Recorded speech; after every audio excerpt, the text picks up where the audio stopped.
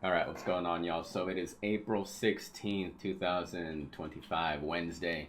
So the emergency patch for Tekken 8 is live. Like, it's under maintenance right now, but what we have here are the patch notes.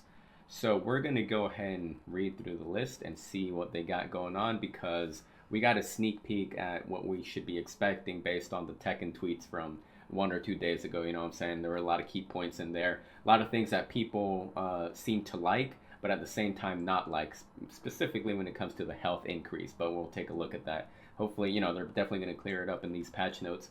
But overall, you know what? The Tekken devs apologized, and now it's time to see how much feedback they took into account with this emergency patch. So it's going to be a work in progress. This is going to be step number one to see if they could fix Tekken 8 and ultimately what they caused with Tekken 8 Season 2 and the dislike, it was, we all know what's going on with that. So let's go down the list here, all right? So we got the patch.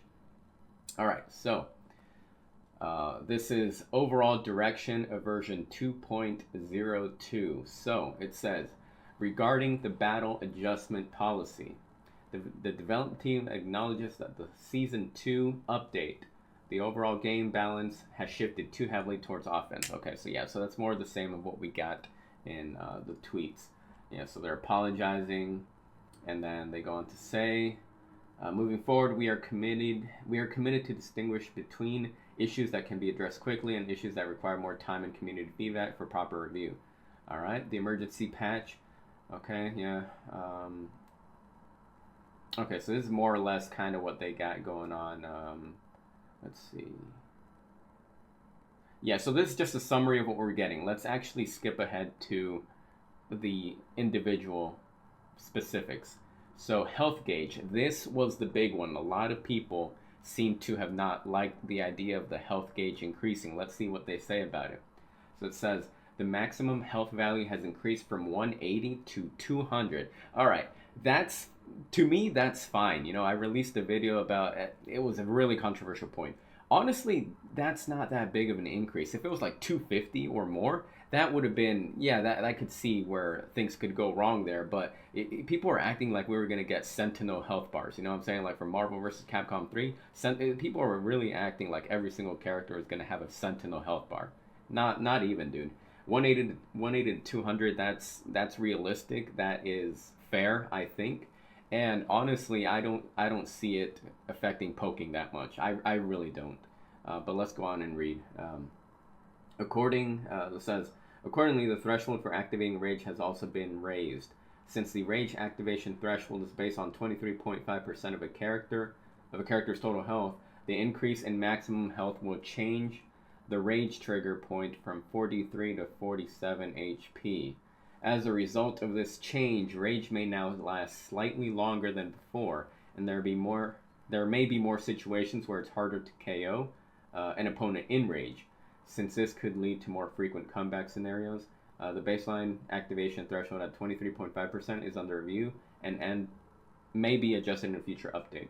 Note, this does not affect. Okay, so it doesn't affect story, Tekken Ball episode. Okay, cool. All right, yeah. So the health gauge is definitely what people are freaking out over. Now we're gonna get to see what it's like in practice, what it actually is during the real match. Like I said, 180 to 200. I really don't see that being that big of a deal, to be honest. I really don't. And people have their different opinions about that, the different ideas, but I honestly don't see it being that big of a problem. But we will see. But like I said, I don't think it's that big of a deal. Moving on, throws. Specification changes. In the previous update, adjustments were made to ensure throws would still offer some advantage to the attacker. So they're talking about how if you make a throw and the opponent breaks it, they receive chip damage. That was one of the changes that they talked about that immediately everybody was not on board with it because it doesn't make sense. And all right, so it goes on to say, however, considering that throw breaking is a high level technique reflecting a player's practice and reaction speed, it was deemed excessive to impose a penalty on the defender. That's what we're all saying. That's what we were saying from day one. Like, it made no sense for the defender to get punished for actually having good throw breaking skills, for breaking giant swing or other command throws. It made absolutely no sense for you, the defender, to lose health because you are good at a specific skill in a fighting game, which is supposed to take skill. You know what I'm saying? And throw breaks is one of those things. So now it says the mechanic where the defender receives 5 recover damage upon a successful throw break has been removed. Good job, because that was not good. Immediately, I'm glad they reverted that. That was not good. Now we got heat engagers. Specification changes. After a hit, when transitioning into a running motion, the opponent's recovery time has been reduced by 8 frames, changing the frame advantage from plus 17 to plus 9 frame. Okay, so this is already a step in the right direction, because heat engagers being at plus 17 was really, it was big, it was excessive. And that was too much, because your opponent really couldn't do anything. You know, you as a defender couldn't do anything. So they're on the right track. So from plus 17 to plus 9 frames, they are on the right track with this. And, you know, there's a little bit more wiggle room to work with there. So that's also a W right there. Heat engagers being toned down on activation. Good job. Plus 17 was a little bit too much at plus 9. So there is that change. So it's possible they might adjust that in the future to make it less plus frames. We'll see. I'm pretty sure they'll be looking at this patch to see the player feedback and how it all plays out. Maybe looking at major tournaments like EVO Japan and whatnot. But overall, this is a step in the right direction, from plus 17 to plus 9. More wiggle room to work with. That's good. Now let's go on to Heat Dash. Changed post-hit aerial combo advantage damage scaling from 70% to 60%. Then it says change recoverable damage inflicted when performing a Heat Dash after forcing the opponent to block a move from 7 to 2. Okay. Due to the change in aerial combo scaling, a discrepancy has been identified between some sample combos and aerial combo damage. This will be addressed in a future update. Okay. Yeah, so they did say they were going to be adjusting the scaling for Heat Dashes. So, you know what? It really does come down to toning down the heat system, because Tekken 8 is built around the heat system. And, you know, there's this mod that took away heat and all that. I think, you know, if you're talented enough to make a mod Project M type of thing of Tekken 8, good. But at the end of the day, I don't see a point in it, to be honest, because Tekken 8 will always be about the aggressive nature and the heat system. By toning it down as the lifespan goes on and making proper adjustments, it's going to be overall more balanced. And like I said, a step in the right direction. So let's go ahead and keep going down the list here. So we got specification changes for the chip damage. So the chip damage. To reduce chip damage on block, the following adjustments have been made. Moves that do not normally deal chip damage to lessen the addition... moves that do not normally deal chip damage. And then it goes on to say, to lessen the additional chip damage applied during heat, the chip damage scaling has been changed from 25% to 20%. As a result, chip damage from blocking heat smash attacks has been lowered overall. Next point, moves that deal chip damage by default. Adjustments were made so that no additional chip damage is applied during heat for these moves. That's a good thing, because chip damage, again, it was a little bit too overwhelming, especially when you face characters like Kuma and Panda, dude. Kuma and Panda, they already deal enough chip damage as it is when you're just normal guarding, when you're just blocking normal. They deal an insane amount of chip damage. But now that if they activated heat, it would get even worse, like 2 times, 3 times worse, you know what I'm saying? But now that they're addressing that, that's a good thing, because chip damage was really oppressive. Way too much. So it's good that they're addressing the chip damage. Let's see. Balance adjustments have been made accordingly. Okay, yeah, so yeah. Key chart spec change. In previous updates, adjustments were made to reduce the overwhelming impact of counter hit based offense. However, has since been determined. Okay, so the thing about key charge, number one, I don't think that, I don't know if this is like, I'm not a fan that they changed that overall from not allowing counter hits, because that did take away from creativity for players. You know, players would be creative and invent their own setups, counter hit, key charge setups, whatnot. You know, things that were coming from, you know, older legacy Tekken games from way back in the day. So they did take away the counter hit property from key charge. And honestly, it's a little bit of a kind of like a, it's a little annoying when you're in the lab, when you're in practice mode and you want to do a counter hit combo, but then you got to start, You press the start menu, go to counter hit, activate counter hit, and then go back. It's inconvenient, even though it's just like two presses of a button and a scroll down, whatever. I really prefer just having, key charge, counter hit, right? And if they had a problem with counter hit combos off key charge doing damage, maybe adjust those. You know what I'm saying? Regardless, it's whatever. Now, when a key charge attack hits the opponent, damage scaling on the first hit has been changed from 150 to 110%. Okay. Now we go on to moves that induce wall stagger. Spec change, nerf. In future Tekken 8 updates, the development team is committed to minimizing situations that lead to one-sided exchanges. Among these, moves that trigger a wall stagger on block were of particular concern. Such moves could easily create extreme advantage, plus 10 frames or more when used near the wall, forcing the defending player into powerful mix-up situations without any opportunity to respond. To reduce these kinds of one-sided scenarios, the team has reviewed all wall stagger on-block moves across all characters. Any move that previously created an advantage of plus 10 frames or greater on block will no longer trigger a wall stagger when blocked. Okay. Note, specific affected moves are listed in the character by character adjustment details. Okay. So, again, yeah, so it does look like they are, in fact, taking feedback into account, because what I'm seeing here is that they are trying to make this game a little bit more adjusted or balanced for the defender.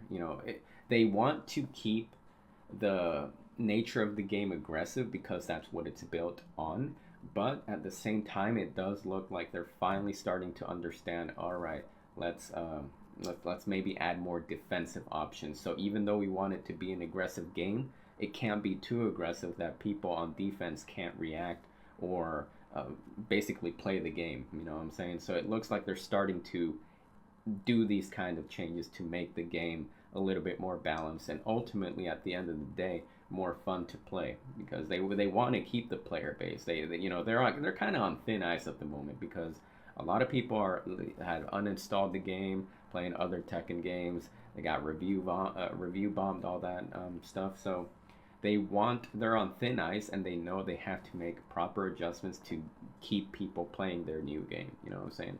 They don't want this game to die. So far from what I'm seeing right now, it seems like a very good step in the right direction. And then we go the throw break. Fixed an issue where certain input combinations allow players to break throws that could only be breakable with either one or two. Okay, I see what they're doing. Yeah. All right. And then from there we go on to character-specific changes. Looks like Anna got nerfed all across the board. That was to be expected, to be honest. She was, she was a strong character. Did insane amount of damage with her bazooka, chip damage, all that stuff. So I'll touch on that later, but it looks like a few characters got adjusted. Saw Anna. I'm not seeing Asusena. We're down in the alphabet, but you know what I'm saying. Lily, okay. Yeah, it looks like it's just regarding like wall break, staggers and whatever. Like I said, I'll touch on this later. I want to focus more on the overall game balance of Tekken 8. As of right now, like I said, it looks like it's headed in the right direction. And honestly, I think people were freaking out. But I get it, because the development team, number one, they haven't been really good at communication. And doing things like damage on throw breaks and stuff like that. I get why people are freaking out. It has kind of that no confidence type of scenario. Kind of like when there was that storyline that they didn't have confidence in Triple H running Monday Night Raw. Something like that, right? But from what I'm seeing, I like the changes. It's a step in the right direction. I think these are going to be a good improvement for the overall balance of the game. I don't think I'm being blindly optimistic here.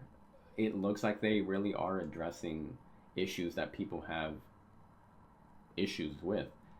The health increase, like I said, I don't think the health increase is going to be that bad. People were dang near crying. They were like freaking out over the health increase. It was like the immediate reaction was health increase is going to nerf poking. Like I said, if it was like a 250 plus, then I could see that perhaps happening. at 200 health, that's not that's not too significant. I think you're gonna just gonna have to poke more. You know, saying it bluntly, you're just gonna have to poke more. I, to me personally, me as a, when I play, sometimes depending on my playstyle and character, I can win match even in Tekken 8. I can win matches by simply just poking opponents, and many people do that. I'm not saying I'm just a special case, but like you can win in this game by simply outpoking your opponent. Believe it or not, you actually can. And this health change isn't really gonna be detrimental to that. I don't think it nerfed poking at all. Um, of course, we'll have to see what it turns out to be long term, but I don't think it's going to be that significant of a boost from 180 health to 200 health to nerf poking. And I think people were doomsdaying for no reason over that. I don't see it becoming that big of a deal. You just, at the end of the day, you're just going to have to poke more. That's really all it comes down to. Poke more, then get a big launcher or whatever the heck, and then boom, go for the KO. It, it sounds simple on paper. How you apply it, that's up to you. To be honest, that's really up to the individual player. But the basic blueprint is right there. You know, poking is still going to be valid. You're just going to have to do it a little bit more and pick and choose your points. You know what I'm saying? It's basically the same thing. Initial D going outside. I think I heard that. Holy moly! I don't know if I probably caught on the mic.